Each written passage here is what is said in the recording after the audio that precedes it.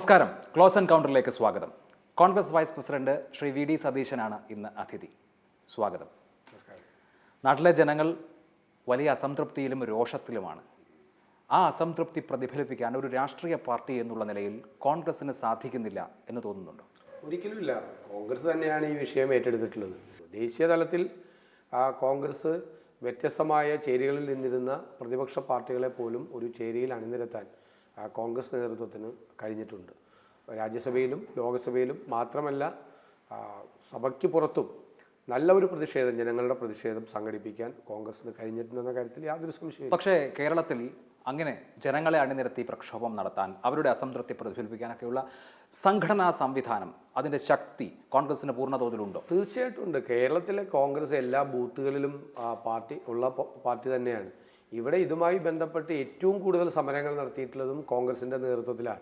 ഇപ്പോൾ UDF നേതൃത്വത്തിൽ നടക്കുന്ന സമരങ്ങളിലും നിങ്ങൾക്ക് എല്ലാവർക്കും അറിയാവുന്നതുപോലെ ഏറ്റവും ശക്തമായ പങ്കാളിത്തം കോൺഗ്രസിൻ്റെയാണ്. കോൺഗ്രസിനെ സംബന്ധിച്ച് കഴിഞ്ഞ നിയമസഭാ തെരഞ്ഞെടുപ്പിന് ശേഷം പുനഃസംഘടന പ്രഖ്യാപിക്കുകയും DCC പ്രസിഡന്റുമാർ പുതിയ ആളുകൾ ചാർജ് എടുക്കാൻ പോകുന്നു എന്ന് കഴിഞ്ഞ 2 മാസമായി പേരുകൾ മാധ്യമങ്ങളിൽ ചർച്ചയാവുകയും ഒക്കെ ചെയ്തിട്ടും പക്ഷേ അതിൻ്റെ നടപടിയിലേക്ക് എത്തുന്നില്ല. അപ്പോൾ നിലവിലൊരു സമരം നടത്തണമെങ്കിൽ നിലവിലുള്ള DCC പ്രസിഡന്റ് ഞാനെന്ന് മാറും എന്നാലോചിച്ചിരുന്നാൽ പറ്റില്ലല്ലോ. ആ നിലയ്ക്കുള്ള ഒരു അസ്ഥിരത കോൺഗ്രസിൻ്റെ സംഘടനാ സംവിധാനത്തിലുണ്ടോ? അതൊന്നുമില്ല. അത് കുറേ നാൾ കഴിയുമ്പോൾ മാറുന്നതാണ്. മാറുന്ന DCC പ്രസിഡന്റുമാർ രാഷ്ട്രീയ പ്രവർത്തനം അവസാനിപ്പിച്ച് പോവുകയല്ലോ. മാറുന്ന DCC പ്രസിഡന്റുമാർക്കും അവർക്കും അർഹമായ തരത്തിലുള്ള പ്രാതിനിധ്യവും സ്പേസും ഒക്കെ പാർട്ടിയിലുണ്ടാവും.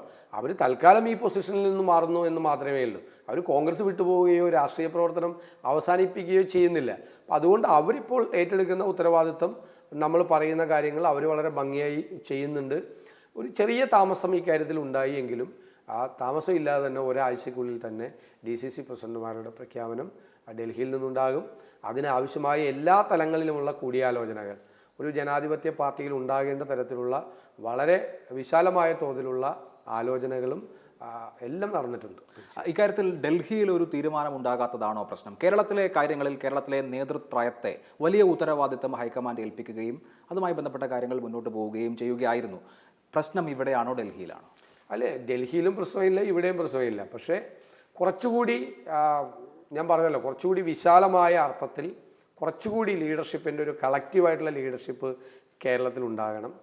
3 പേർക്ക് തന്നെയാണ് കൂടുതൽ ഉത്തരവാദിത്തങ്ങൾ ഏൽപ്പിച്ചിട്ടുള്ളത്. അതോടൊപ്പം തന്നെ 2ാം നിരയിൽ നിൽക്കുന്ന ആളുകളുമായിട്ട് കൂടി ആലോചനകൾ നടത്തിയിട്ടുണ്ട്.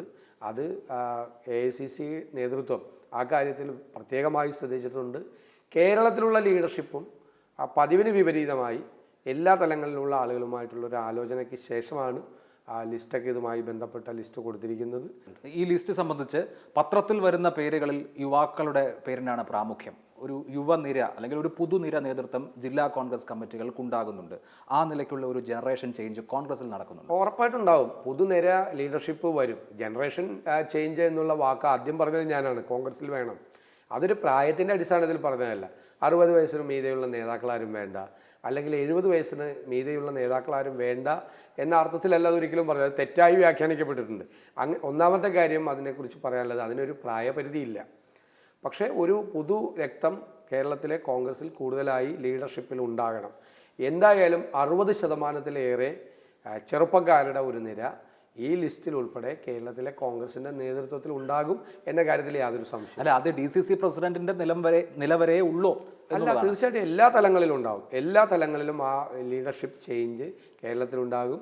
അതിൽ കേരളത്തിലെ കോൺഗ്രസിൻ്റെ വിവിധ തലങ്ങളിൽ നിൽക്കുന്ന നേതൃത്വവും ദേശീയ തലത്തിൽ നിൽക്കുന്ന നേതൃത്വവും ആ കാര്യത്തിൽ ഒരു തീരുമാനം എടുക്കുമ്പോൾ അതുകൂടി അവരെ സ്വാധീനിക്കുന്ന കാര്യത്തിൽ സംശയമില്ല. പാർട്ടി നേതൃത്വത്തിൻ്റെ കാര്യത്തിലായാലും പാർലമെന്ററി പാർട്ടിയുടെ നേതൃത്വത്തിൻ്റെ കാര്യത്തിലായാലും ഇപ്പോഴുള്ള സീനിയർ നേതാക്കൾ മാറി പുതിയവർ വരും എന്നാണോ പറയുന്നത്? അങ്ങനെയല്ലല്ലോ ഞാൻ ഉദ്ദേശിച്ചത്.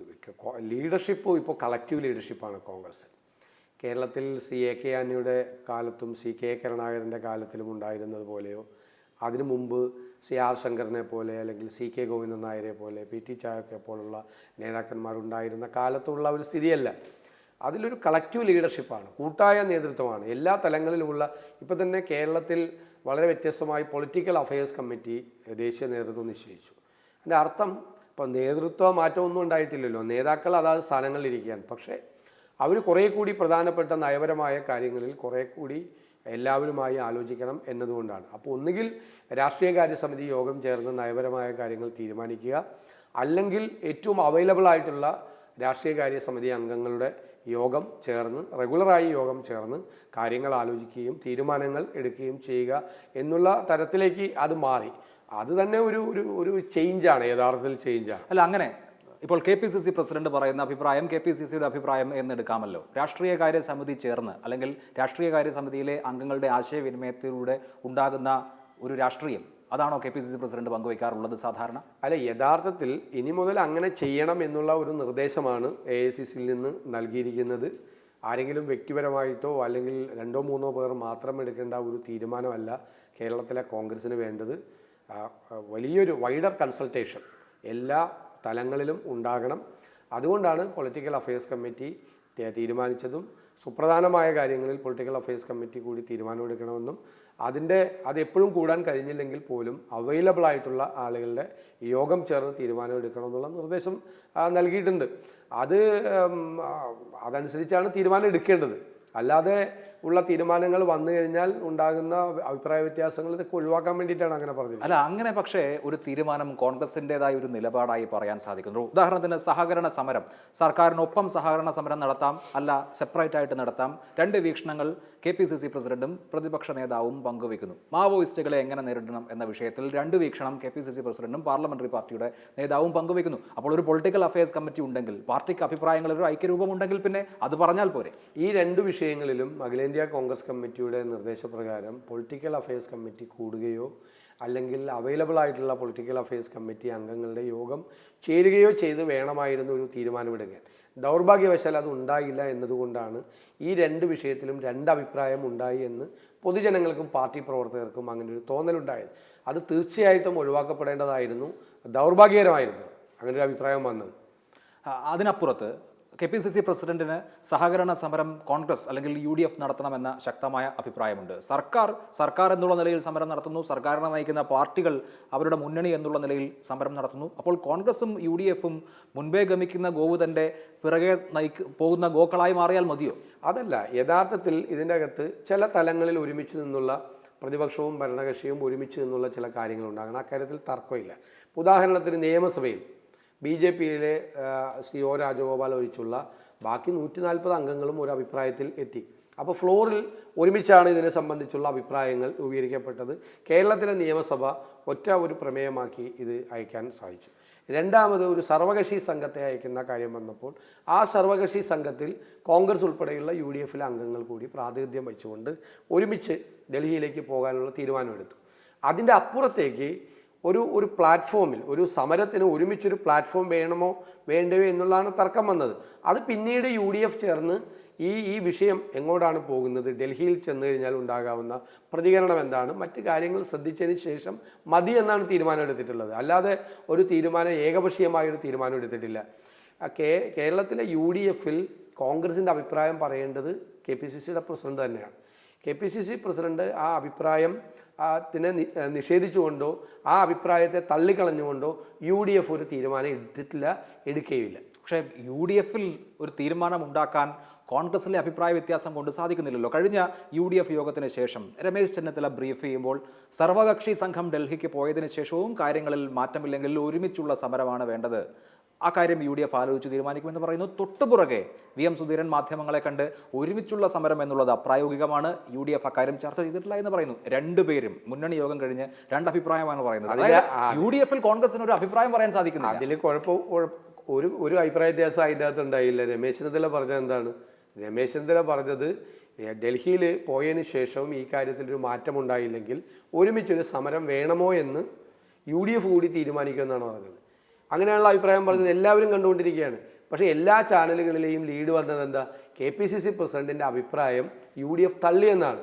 അപ്പോഴാണ് KPCC പ്രസിഡന്റ് അതിൻ്റെ വിശദീകരണം കൊടുത്തത്. അങ്ങനെ ആരുടെയും അഭിപ്രായം തള്ളുകയോ കൊള്ളുകയോ ചെയ്തിട്ടില്ല, ഒരുമിച്ചൊരു സമരം നടത്താൻ UDF തീരുമാനിച്ചിട്ടില്ല. 2 ശരിയല്ലേ? അല്ല, UDFന് ഒരു തീരുമാനം എടുക്കാൻ കോൺഗ്രസിലെ അനൈക്യം കൊണ്ട് സാധിക്കുന്നില്ലല്ലോ. ഒരിക്കലും അതല്ല, അങ്ങനെ ഒരു പ്രശ്നം ഉണ്ടാകില്ല. പക്ഷേ ഇത്തരം വിഷയങ്ങളിൽ ഞാൻ വളരെ വ്യക്തമായി പറഞ്ഞല്ലോ ആദ്യം, ഇത്തരം വിഷയങ്ങളിൽ സ്വാഭാവികമായിട്ടൊരു ജനാധിപത്യ പാർട്ടിയിൽ വ്യത്യസ്തമായ അഭിപ്രായങ്ങളുണ്ടാകും. ആ അഭിപ്രായങ്ങൾ ചർച്ച ചെയ്ത് ഒരു തീരുമാനത്തിലെത്തി. UDF-ൽ പോയിട്ട് പറയണമെങ്കിലും അല്ലെങ്കിൽ UDF-നും പുറത്ത് പാർട്ടിയുടേതായ അഭിപ്രായമായിട്ട് പറയണമെങ്കിലും വിശദമായ ചർച്ചകൾ ആവശ്യമാണ്. ആ ചർച്ചകൾ ഈ രണ്ട് കാര്യങ്ങളിലും ഉണ്ടായില്ല എന്നതാണ് ഏറ്റവും ദൗർഭാഗ്യകരമായിട്ടുള്ള കാര്യം. ഇപ്പോൾ നിലമ്പൂരിലെ വെടിവെപ്പ് സംബന്ധിച്ച വിഷയമാണെങ്കിലും ഇതുവരെ കേരളത്തിലെ മുഖ്യമന്ത്രി ഇക്കാര്യത്തിൽ പ്രതികരിച്ചിട്ടില്ല. ആഭ്യന്തര വകുപ്പിൻ്റെ ചുമതലയുള്ള മുഖ്യമന്ത്രി ഇക്കാര്യത്തിൽ ശരിയായ അഭിപ്രായം പറഞ്ഞിട്ടില്ല. അവിടെ നടന്നത് വെടിവെപ്പാണോ, അവിടെ നടന്നത് ഏറ്റുമുട്ടലാണോ, എന്ത് സാഹചര്യത്തിലാണ് രണ്ടുപേര് വെടിവെച്ച് കൊല്ലപ്പെട്ടത് എന്നതിൻ്റെ ഒരു വിശദീകരണം ഇതുവരെ കേരളത്തിലെ മുഖ്യമന്ത്രി നൽകിയിട്ടില്ല. പക്ഷേ കേരളത്തിന്റെ ആഭ്യന്തരമന്ത്രി കൂടിയായ മുഖ്യമന്ത്രി ഇക്കാര്യത്തിൽ ഒരു നിലപാടും പറയാഞ്ഞിട്ടും പോലീസിനെ ശക്തമായി പ്രതിപക്ഷ നേതാവ് ന്യായീകരിച്ചിട്ടുണ്ടല്ലോ. അല്ലെ, ഈ പ്രതിപക്ഷ നേതാവും അതുപോലെ കേരളത്തിൻ്റെ മുൻ മുഖ്യമന്ത്രിയായ ശ്രീ ഉമ്മൻചാണ്ടിയും ആഭ്യന്തര വകുപ്പിൻ്റെ ചുമതല നിർവഹിച്ച ആളാണ്. അവർ അതിനകത്ത് ഒരു അഭിപ്രായം പറഞ്ഞു. പക്ഷേ എൻ്റെ വ്യക്തിപരമായ അഭിപ്രായം, മുഖ്യമന്ത്രി ഒരു അഭിപ്രായം പറയുന്നതിന് മുൻപ് മുൻ ആഭ്യന്തരമന്ത്രിമാരായ അവർ രണ്ടുപേരും ഇക്കാര്യത്തിൽ അഭിപ്രായം പറയരുതായിരുന്നു എന്ന് തന്നെയാണ് എൻ്റെ അഭിപ്രായം. ഇക്കാര്യത്തിൽ പറഞ്ഞ CPI ഒരു അഭിപ്രായം പറഞ്ഞിരുന്നു. മുൻ ആഭ്യന്തരമന്ത്രി കൂടിയായ ഇപ്പോഴത്തെ പ്രതിപക്ഷ നേതാവ് എന്താ പൊക്കമാണ് CPIയുടെ ഈ നിലപാട് എന്നാണ് ചോദിച്ചത്. അതായത് മുഖ്യമന്ത്രി സപ്പോർട്ട് ചെയ്യുന്നില്ല ഒരു പരിധിവരെ, അല്ലെങ്കിൽ പൊതുവേദിയിൽ സപ്പോർട്ട് ചെയ്യുന്നില്ല എങ്കിൽ മുക്തകണ്ഠമായി പോലീസിനെ പ്രശംസിക്കാനുള്ള എന്ത് ബാധ്യത പ്രതിപക്ഷ നേതാവിനുണ്ട്? അല്ല, അതുകൊണ്ടാണല്ലോ ഞാൻ പറഞ്ഞത് രണ്ട് മുൻ ആഭ്യന്തരമന്ത്രിമാരും അവർ രണ്ടുപേരും ഇപ്പോൾ ആഭ്യന്തരമന്ത്രിമാരല്ല. ഇപ്പോഴത്തെ ആഭ്യന്തരമന്ത്രി വകുപ്പിൻ്റെ ചുമതലയുള്ളത് മുഖ്യമന്ത്രി ശ്രീ പിണറായി വിജയനാണ്. ഒരു സംഭവം പോലീസുമായി ബന്ധപ്പെട്ട് ഉണ്ടാവുകയും അതിനെക്കുറിച്ച് ആക്ഷേപങ്ങൾ വരികയും ആരോപണങ്ങൾ വരികയും ചെയ്തപ്പോൾ ജനങ്ങൾക്കും അല്ലെങ്കിൽ പോലീസിനും കൃത്യമായിട്ടുള്ള വിവരം നൽകേണ്ട ഒരു ഉത്തരവാദിത്വം ഉള്ളത് ഈ ശ്രീ പിണറായി വിജയനാണ്, മുഖ്യമന്ത്രിക്കാണ്. അദ്ദേഹം അത് ചെയ്തില്ല. അതുകൊണ്ടാണ് ഞാൻ പറഞ്ഞത്, അദ്ദേഹം അത് ചെയ്യുന്നതിന് മുൻപ് ഈ മുൻ ആഭ്യന്തരമന്ത്രിമാർ പ്രതികരിക്കേണ്ട ആവശ്യമില്ലായിരുന്നു എന്ന അഭിപ്രായക്കാരനാണ് ഞാൻ. ഇത്തരം വിഷയങ്ങളിലൊക്കെ കോൺഗ്രസിനൊരു അഭിപ്രായം വേണമല്ലോ. പൊളിറ്റിക്കൽ അഫയേഴ്സ് കമ്മിറ്റി പിന്നെ എന്തിനാണ്? അല്ല, തീർച്ചയായിട്ടും അതാണ്. അതുകൊണ്ടാണല്ലോ വ്യക്തമായി ഞാൻ പറഞ്ഞല്ലോ, ഈ രണ്ട് വിഷയങ്ങളിലും പൊളിറ്റിക്കൽ അഫയേഴ്സ് കമ്മിറ്റി കൂടുകയോ അല്ലെങ്കിൽ അതിൻ്റെ അവൈലബിൾ ആയിട്ടുള്ള മെമ്പർമാരെ വിളിച്ചു കൂട്ടുകയോ ചെയ്തൊരു അഭിപ്രായ രൂപീകരണം ഉണ്ടാകേണ്ടതായിരുന്നു. അതിനു വേണ്ടി തന്നെയാണത് ആ അഖിലേന്ത്യാ കോൺഗ്രസ് കമ്മിറ്റി ഈ കാര്യം ഉണ്ടാക്കിയത്. പക്ഷേ ദൗർഭാഗ്യവശാൽ അത് ഉണ്ടായില്ല. അതായത് ആ പ്രക്രിയ വിജയിക്കുന്നില്ല എന്നുള്ളതല്ലേ അതിൻ്റെ അർത്ഥം? VM സുധീരനോ രമേശ് ചെന്നിത്തലയ്ക്കോ ഉമ്മൻചാണ്ടിക്കോ അവരവരുടെ അഭിപ്രായം പറയണമെങ്കിൽ അവരുടെ അഭിപ്രായം പറയുമ്പോൾ സ്വാഭാവികമായും കോൺഗ്രസിൻ്റെ അഭിപ്രായമായി വ്യാഖ്യാനിക്കപ്പെടുകയും ചെയ്യും. അങ്ങനെ ഒരു കൂടിയാലോചന വേണ്ട എന്ന് അവർക്ക് തോന്നുന്നു. അല്ല, അവരവരുടെ അഭിപ്രായം പറയാനുള്ള സ്വാതന്ത്ര്യം അവർക്ക് ആർക്കും ഇല്ല. ഈ പൊളിറ്റിക്കൽ അഫയേഴ്സ് കമ്മിറ്റിയുടെ തീരുമാനം തന്നെയാണ് കേരളത്തിലെ കോൺഗ്രസിൻ്റെ രാഷ്ട്രീയ കാര്യങ്ങളിലും സാമൂഹ്യ പ്രശ്നങ്ങളിലുള്ള അഭിപ്രായം. അത് കൂടിയേ മതിയാവും. ഇനി പൊളിറ്റിക്കൽ അഫയേഴ്സ് കമ്മിറ്റി ചേരുമ്പോൾ നേതാക്കൾ പാർട്ടിയിൽ നടത്തേണ്ട ചർച്ച നടത്താതെ നിലപാട് പ്രഖ്യാപിക്കുന്നതിനെക്കുറിച്ചൊരു ചർച്ച ഉണ്ടാകുമോ? തീർച്ചയായിട്ടും ഉണ്ടാകും. അക്കാര്യത്തിൽ ബാക്കിയുള്ള പൊളിറ്റിക്കൽ അഫയേഴ്സ് കമ്മിറ്റി അംഗങ്ങൾക്ക് സ്വാഭാവികമായും ഉള്ള എതിരഭിപ്രായമുണ്ടല്ലോ. അതിനകത്ത് പറയണോ പുറത്തു പറയണോ എന്ന കൺഫ്യൂഷൻ ഉണ്ടോ? അല്ല, അതെല്ലാം അകത്ത് തന്നെ പറയും. അകത്ത് വളരെ വിശദമായ ചർച്ച അക്കാര്യത്തിൽ നടക്കാറുണ്ട്. കഴിഞ്ഞ 2 പ്രാവശ്യം കൂടിയപ്പോഴും വളരെ ഉയർന്ന ജനാധിപത്യപരമായ രീതിയിൽ 3-3.5 മണിക്കൂറും 4 മണിക്കൂറും നല്ല ചർച്ചകളാണ് പല വിഷയങ്ങളെക്കുറിച്ച് നടന്നത്. വ്യത്യസ്തമായ അഭിപ്രായങ്ങളെല്ലാം ഉള്ളവരെല്ലാം പ്രകടിപ്പിക്കുകയും അവസാനം പാർട്ടി താല്പര്യത്തിനും പൊതുജന താല്പര്യത്തിനും അനുകൂലമായ ഒരു തീരുമാനം വരികയും ചെയ്യും. അതാണ് ഈ ആലോചനയുടെ പ്രസക്തി. ആ ആലോചന വേണ്ട എന്ന് ആര് തീരുമാനിച്ചാലും, ആ ആലോചനകളെ ഒഴിവാക്കാൻ ആര് തീരുമാനിച്ചാലും അത് ശരിയല്ല. അത് അഖിലേന്ത്യാ കോൺഗ്രസ് നേതൃത്വം കേരളത്തിലെ കോൺഗ്രസ് പാർട്ടിയിലെ ശക്തിപ്പെടുത്തുന്നതിന് വേണ്ടി എടുത്ത ഒരു തീരുമാനത്തിൻ്റെ ഭാഗമാണ്. അതിനെ ഒഴിവാക്കുന്നതിനെ തീർച്ചയായിട്ടും എതിർക്കും. ഇനി ഫ്ലോറിലെ പ്രകടനത്തെക്കുറിച്ച് കൂടി സംസാരിച്ചാൽ, കോൺഗ്രസിനെ സംബന്ധിച്ച് ക്ഷീണമുണ്ടാക്കിയ ഒരു തെരഞ്ഞെടുപ്പാണ് കടന്നുപോയത്. അതിനുശേഷം പക്ഷേ കോൺഗ്രസിനെ സംബന്ധിച്ചായാലും UDF-നെ സംബന്ധിച്ചായാലും ഉപയോഗിക്കാൻ ധാരാളം വിഷയങ്ങൾ 6 മാസത്തിനുള്ളിൽ തന്നെ ഈ സർക്കാർ ഉണ്ടാക്കിയിട്ടുണ്ട്. വളരെ ശക്തമായി പ്രതിപക്ഷ ധർമ്മം നിർവഹിക്കാൻ സാധിച്ചിട്ടുണ്ടോ? അല്ല, ഒരു പരിധിവരെ. കാരണം വെച്ചാൽ ആദ്യത്തെ 6 മാസക്കാലം ഒരു ഗവൺമെൻറ്റിനെതിരായിട്ടുള്ള ഒരു ഏറ്റവും അഗ്രസീവായിട്ടുള്ള അതിൻ്റെ എല്ലാ വലിയ ഡിഗ്രിയിലുള്ള ഒരു അറ്റാക്ക് ചെയ്യുന്നതിൽ ഒരു അനൗചിത്യമുണ്ട്. ജനങ്ങളത് ആഗ്രഹിക്കുന്നില്ല. കാരണം മാൻഡേറ്റ് കിട്ടി, ജനങ്ങളുടെ മാൻഡേറ്റ് കിട്ടി അധികാരത്തിൽ വന്നൊരു ഗവൺമെൻറ്റാണ്. പക്ഷേ അവരുണ്ടാക്കിയ തെറ്റുകൾ ചൂണ്ടിക്കാട്ടുന്ന കാര്യത്തിലും അതിനെ തിരുത്തുന്ന കാര്യത്തിലും ശക്തമായ പ്രതിഷേധം പ്രകടിപ്പിക്കുന്ന കാര്യത്തിലും ഫ്ലോറിനകത്തും ഫ്ലോറിന് പുറത്തും പ്രതിപക്ഷം വിജയം തന്നെയായിരുന്നു. ഒരു സംശയ കാര്യത്തിൽ സർക്കാരിനെ വിമർശിക്കുന്ന കാര്യത്തിൽ ആവശ്യത്തിൽ കൂടുതൽ മൃദുത്വം ഈ പ്രതിപക്ഷ നിരക്കുണ്ടോ? അല്ല, ഞാൻ പറഞ്ഞ തുടങ്ങിയല്ലേ ഉള്ളൂ. അപ്പോൾ അവർ പരിണതപ്രജ്ഞരായ നേതാക്കന്മാരാണ് മുൻനിരയിലിരിക്കുന്നത്. അപ്പോൾ ചിലപ്പോൾ എനിക്കുള്ളതോ അല്ലെങ്കിൽ എൻ്റെ മറ്റ് സഹപ്രവർത്തകർക്കുള്ളതായ തോന്നുന്ന തരത്തിലൊരു അഗ്രഷൻ അവർക്കുണ്ടാകണമെന്നില്ല. അല്ല, ഇക്കാര്യത്തിൽ ഒരു കോർഡിനേഷൻ്റെ അഭാവം പ്രതിപക്ഷത്തെ സംബന്ധിച്ചുണ്ടോ? പല വിഷയങ്ങളും നിയമസഭയിൽ ചർച്ചയ്ക്കെടുക്കുമ്പോൾ തന്നെ രണ്ട് നേതാക്കൾ രണ്ട് നിലപാട് പറയുന്നത് കേൾക്കാറുണ്ട്. അടിയന്തര പ്രമേയം അവതരിപ്പിക്കുന്ന ആൾ പറഞ്ഞതിനോട് അത്ര പൊരുത്തപ്പെടാത്ത കാര്യങ്ങൾ വാക്കൗട്ട് പ്രസംഗം നടത്തുന്ന പ്രതിപക്ഷ നേതാവ് പറയുന്നത് കേട്ടിട്ടുണ്ട്. മുസ്ലിം ലീഗിൻ്റെ നിയമസഭാ കക്ഷി നേതാവ് അങ്ങേയറ്റം മൃദുലമായ ഭാഷയിൽ സർക്കാരിനെ തലോടിയതിന് ശേഷം ഇറങ്ങിപ്പോകുന്നത് കണ്ടിട്ടുണ്ട്. ഈ നിലയ്ക്ക് പ്രതിപക്ഷത്തെ സംബന്ധിച്ച് ഒരു കോർഡിനേഷൻ്റെ അഭാവമുണ്ടോ? അല്ല, അങ്ങനെ ഒരു കോർഡിനേഷൻ്റെ ഇല്ലായ്മയുടെ പ്രശ്നം ഫ്ലോറിലില്ല, ഒരു തരത്തിലും ഇല്ല. പിന്നെ എന്ന് പറഞ്ഞാൽ ഇപ്പം ഞാനാണ് ഒരു അടിയന്തര പ്രമേയത്തിൽ സംസാരിക്കുന്നത്, അല്ലെങ്കിൽ എൻ്റെ രീതി വളരെ വ്യത്യസ്തമായ രീതിയാണ്.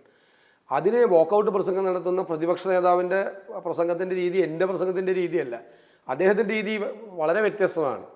അതിൻ്റെ ഡെപ്യൂട്ടി ലീഡറായ മുസ്ലിം ലീഗ് നേതാവ് കുഞ്ഞാലിക്കുട്ടി സാവി നടത്തുന്ന ഇത് അദ്ദേഹം നല്ല ശക്തമായ വിമർശനം നടത്തുന്ന ആളല്ല. പക്ഷേ അവരുടെ എല്ലാം രീതിയിലുള്ള വ്യത്യാസങ്ങളുണ്ട്.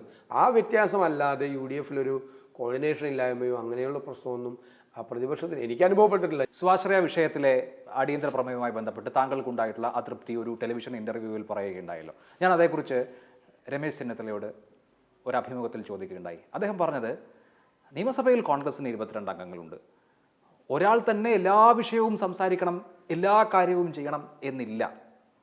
യോഗ്യരായ ആളുകൾ ഉണ്ട് കോൺഗ്രസിൽ, സഭയിൽ. അത് അംഗീകരിക്കുന്നില്ല? തീർച്ചയായിട്ടും എന്നേക്കാൾ യോഗ്യരായിട്ടുള്ള ധാരാളം ആളുകൾ നമ്മുടെ കോൺഗ്രസ് നിയമസഭാ കക്ഷിയിലെ 22 പേരിലുണ്ട്. വളരെ ഭംഗിയായിട്ട് ഞാൻ അവതരിപ്പിക്കുന്നതിനേക്കാൾ നന്നായി വിഷയം അവതരിപ്പിക്കുന്ന എന്നേക്കാൾ ജൂനിയറായിട്ടുള്ള ആളുകളുണ്ട്. മറ്റുള്ള അംഗങ്ങളെക്കാൾ കൂടുതൽ അവസരം ലഭ്യമാകുന്ന ഒരാളാണ് ഞാൻ. അതിപ്പോൾ രമേശ് ചെന്നിത്തല പ്രതിപക്ഷ നേതാവ് ആയതിനു ശേഷം എനിക്ക് പുതിയതായി കിട്ടിയിട്ടുള്ള ഒരു കാര്യമല്ല.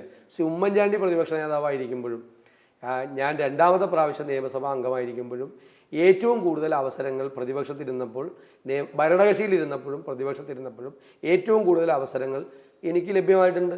അന്നുണ്ടായ സംഭവം അതൊന്നുമല്ല. കാരണം ഈ വിഷയം, സ്വാശ്രയ വിഷയം ആദ്യമായി കേരളത്തിൽ ഒരു രാഷ്ട്രീയ നേതാവോ ഒരു ജനപ്രതിനിധിയോ ആദ്യമായി കൊണ്ടുവരുന്നത് ഞാനാണ്, തിരുവനന്തപുരത്ത് വെച്ചിട്ട്. കാരണം പ്രതിപക്ഷ നേതാവ് പോലും അന്ന് ഇതിനെക്കുറിച്ചൊരു വാക്ക് സംസാരിച്ചിട്ടില്ല. ഞാൻ പറഞ്ഞതിന് ശേഷമാണ് പ്രതിപക്ഷ നേതാവിൻ്റെ പത്രസമ്മേളനവും അതിൻ്റെ കാര്യമൊക്കെ ഉണ്ടായത്. ഒരു മാസക്കാലത്തോളം നീണ്ടുനിന്ന ആ സമരത്തിനിടയിൽ പ്രതിപക്ഷ നേതാവ് ആ വിഷയം അദ്ദേഹം പറഞ്ഞു തുടങ്ങിയതിന് ശേഷം അദ്ദേഹം വളരെ നന്നായി അത് മുന്നോട്ട് കൊണ്ടുപോയി. ആ സമയത്തെല്ലാം വ്യക്തി എന്നുള്ള നിലയിൽ, നിയമസഭാ അംഗം എന്നുള്ള നിലയിൽ ഞാനുമായി അദ്ദേഹം കൂടിയാലോചനകൾ നടത്തിയിട്ടുണ്ട്. എല്ലാ ദിവസവും ഈ ഒരു മാസക്കാലം ഈ സമരത്തിൻ്റെ കാലഘട്ടത്തിൽ 3-4 പ്രാവശ്യം ഈ വിഷയത്തെക്കുറിച്ച് ആലോചിച്ചിട്ടുണ്ട്. എങ്ങനെയാണ് ഇത് മുന്നോട്ട് കൊണ്ടുപോകേണ്ടത് എന്ന് ആലോചിച്ചിട്ടുണ്ട്. ഞാനും പല പ്രാവശ്യം, അദ്ദേഹവും ഞാനും മാത്രമാണ് ഈ വിഷയത്തെ സംബന്ധിച്ചുള്ള പ്രതികരണം ആദ്യകാലങ്ങളിൽ നടത്തിയിട്ടുള്ളത്. എന്നെ ഇതിൻ്റെ ചുമതല ഏൽപ്പിക്കുകയും ചെയ്തതാണ്. അത് പറയാൻ വേണ്ടിയിട്ട് ഞാനതൊരു വിവാദമാക്കാൻ ആഗ്രഹിക്കുന്നില്ല. അത് അന്നത്തെ ഒരു ദിവസം, അന്ന് നിയമസഭ തുടങ്ങുന്ന ദിവസം വളരെ പ്രത്യേകതയുള്ളൊരു ദിവസമായിരുന്നു. കാരണം വളരെ അപൂർവമായി ഒരു അംഗത്തിന് വന്നു കിട്ടാവുന്ന ഒരു സാഹചര്യം വന്നു. ചോദ്യം, അതുപോലെ അടിയന്തര പ്രമേയം നേരത്തെ ഏൽപ്പിച്ചിരുന്ന കാര്യമാണ്, ശ്രദ്ധ ക്ഷണിക്കൽ പ്രമേയം, അതുപോലെ സബ്മിഷൻ, പിന്നീട് 2 ബില്ലുകളെ സംബന്ധിച്ച, ഞാൻ സാധാരണ പ്രധാനപ്പെട്ട ബില്ലുകളിൽ നിയമപരമായ തടസ്സവാദം ഉന്നയിക്കാറുണ്ട്. ഭരണകക്ഷിയിൽ നിന്ന് ഏറ്റവും പ്രധാനമായിട്ട് ഉന്നയിക്കാറുള്ള അത് ഞാനാണ്. അതെല്ലാം നേരിട്ടൊരു അംഗം എന്നുള്ള നിലയിൽ എനിക്ക് കിട്ടുന്നതാണ്. ഈ യഥാർത്ഥത്തിൽ ഈ അടിയന്തര പ്രമേയവും ശ്രദ്ധ ക്ഷണിക്കൽ പ്രമേയവും മാത്രമാണ് പാർലമെൻ്ററി പാർട്ടിയിൽ നിന്ന് ലഭിക്കുന്നത്. അതിൽ ശ്രദ്ധ ക്ഷണിക്കൽ പ്രമേയം എനിക്ക് ലഭ്യമാകാൻ കാരണം, ഞാൻ തിരുവനന്തപുരത്ത് തന്നെ ഒരു ഓപ്പറേഷൻ കഴിഞ്ഞതിന് ശേഷം, കണ്ണിന് ഒരു ഓപ്പറേഷൻ കഴിഞ്ഞതിന് ശേഷം വിസ്മയിക്കുന്നു, 41 പ്രതിപക്ഷാംഗങ്ങളും ഒരു നോട്ടീസ് കൊടുത്തിട്ടുണ്ടായിരുന്നില്ല. അതുകൊണ്ട് എന്നോട് അടിയന്തരമായി നോട്ടീസ് കൊടുക്കാൻ പറഞ്ഞിട്ടാണ് ഞാനൊരു വിഷയത്തിൽ നോട്ടീസ് കൊടുത്തത്. അത് പ്രതിപക്ഷ നേതാവിൻ്റെ ഓഫീസിൽ നിന്ന് പറഞ്ഞതിന് ശേഷമാണ്. അപ്പോൾ ഇതെല്ലാം കൂടി ആകുമായിരുന്നെങ്കിൽ TM ജേക്കബിൻ്റെ റെക്കോർഡ് ബ്രേക്ക് ചെയ്യാൻ പറ്റുമായിരുന്നു. 5 വിഷയത്തിൽ ഒരു ദിവസം നിയമസഭയിൽ നടന്ന എല്ലാ വിഷയത്തിലും പങ്കാളിയായിക്കൊണ്ടാണ് അദ്ദേഹം ഒരു റെക്കോർഡ് ഉണ്ടാക്കിയത്. അപ്പോൾ ഇത് 7 സബ്ജക്റ്റ് ഉണ്ടാകുമായിരുന്നു. അപ്പോൾ ഇതുകൂടി കിട്ടുമായിരുന്നെങ്കിൽ എനിക്ക് 60 വർഷക്കാലത്തെ ഒരു നിയമസഭാ അംഗം എന്നുള്ള നിലയിൽ TM ജേക്കബിനെ പോലുള്ള വളരെ പരിണതപ്രജ്ഞനായ ഒരു അംഗം ഉണ്ടാക്കിയ റെക്കോർഡ് ബ്രേക്ക് ചെയ്യാൻ പറ്റും. ഇതൊക്കെയല്ലേ ഒരു ഓപ്പർച്യൂണിറ്റി, ഒരു അവസരം. അതല്ലേ ഞാനൊരു നിയമസഭാ അംഗം എന്നുള്ള നിലയിൽ വളരെ ശ്രദ്ധിക്കുന്ന ഒരാളാണ്. അപ്പോൾ എന്നെ സംബന്ധിച്ചിടത്തോളം അത് ചിലപ്പോൾ ഇത് വേറെ ഒരാൾക്ക് തോന്നിയ ഇത് എന്ത് റെക്കോർഡ്, എന്ത് കാര്യം, എനിക്കത് വളരെ പ്രധാനപ്പെട്ട ഒന്നായിരുന്നു. ഞാൻ അങ്ങനെ വലിയ പ്രധാനപ്പെട്ട സ്ഥാനങ്ങളിലോ മറ്റൊന്നും ഇരുന്നിട്ടില്ലല്ലോ. നിയമസഭാംഗം എന്നുള്ള തലത്തിലാണ്. ഞാനത് ലീഡർഷിപ്പിനെ അത് അറിയിക്കുകയും ചെയ്തു. അത് അറിയിച്ച് കഴിഞ്ഞതിന് ശേഷമാണ് അത് ഞാൻ വേണ്ട വേറൊരാളും അധികം തീരുമാനിച്ചത്. അതിനർത്ഥം എനിക്ക് പകരം ഏൽപ്പിച്ച ആളതിന് പ്രാപ്തനല്ല എന്നുള്ളതല്ല. അതിൽ മനഃപൂർവ്വമായി അങ്ങനെ ഒരു റെക്കോർഡ് വി.ഡി. സതീശൻ നേടേണ്ട എന്നൊരു താല്പര്യം നിശ്ചയമായും അതിൽ ഉണ്ടാകുമല്ലോ. എനിക്കറിയില്ല, ഇപ്പോൾ ഇവരെല്ലാവരുടെയും മനസ്സിലേക്ക് നമുക്ക് കടന്നു ചെല്ലാൻ പറ്റും. എന്തുകൊണ്ടാണ് അങ്ങനെ പറയാൻ കാര്യമൊന്നും അതൊന്നും അറിയത്തില്ല. പിന്നെ ഇതൊക്കെ ഓരോ തീരുമാനങ്ങളല്ലേ, ലീഡർഷിപ്പിൻ്റെ തീരുമാനം, നമ്മളത് അനുസരിച്ചു അത്രയാണ്. അക്കാര്യത്തിൽ അതൃപ്തി വെറുതെ പറഞ്ഞു പോവുക എന്നതിനപ്പുറത്തൊന്നുമില്ല.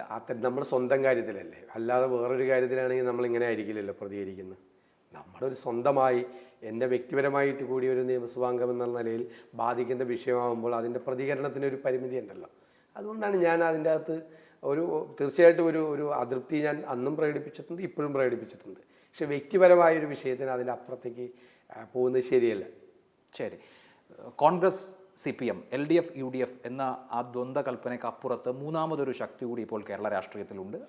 അവരുടെ space നേടിക്കൊണ്ടിരിക്കുകയുമാണ്.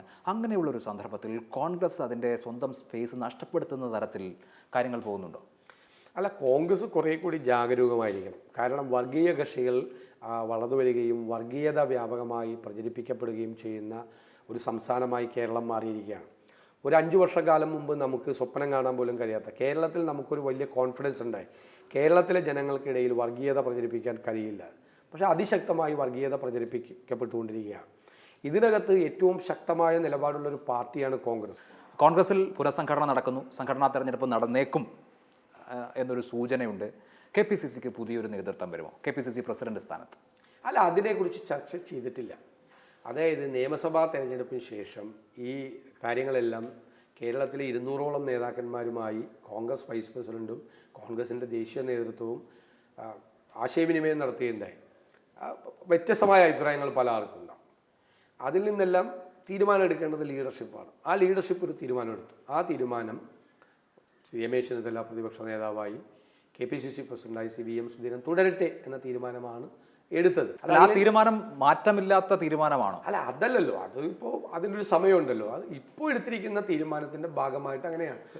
KPCC president Shri VM സുധീരൻ്റെ നേതൃത്വത്തിൽ തന്നെയാണ് കേരളത്തിലെ പാർട്ടിയിലെ ഈ പുനഃസംഘടന നടന്നുകൊണ്ടിരിക്കുന്നത്.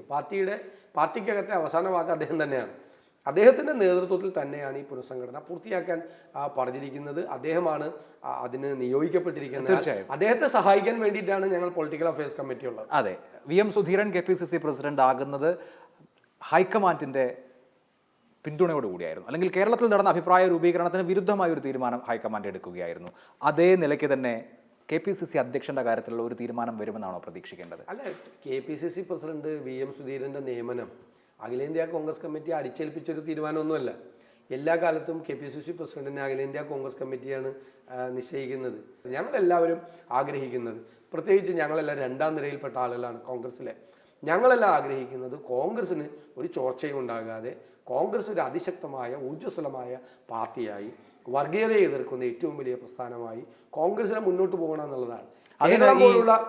അതിന് ഈ ഇപ്പോഴുള്ള നേതൃത്രയം അവരാണ് ഇനിയും മുൻപിൽ നിൽക്കേണ്ടത് ഈ പുനഃസംഘടനയ്ക്ക് ശേഷവും എന്നാണ്. അതൊക്കെ എല്ലാ കാലഘട്ടത്തിലും ലീഡർഷിപ്പിലൊക്കെ ചേഞ്ച് വരും. എല്ലാ കാലഘട്ടത്തിലും ലീഡർഷിപ്പിൽ ചേഞ്ച് വരും. ആ ദീർഘകാലത്തേക്ക് ലീഡർഷിപ്പിൽ ഇരിക്കാൻ പറ്റുമല്ലോ.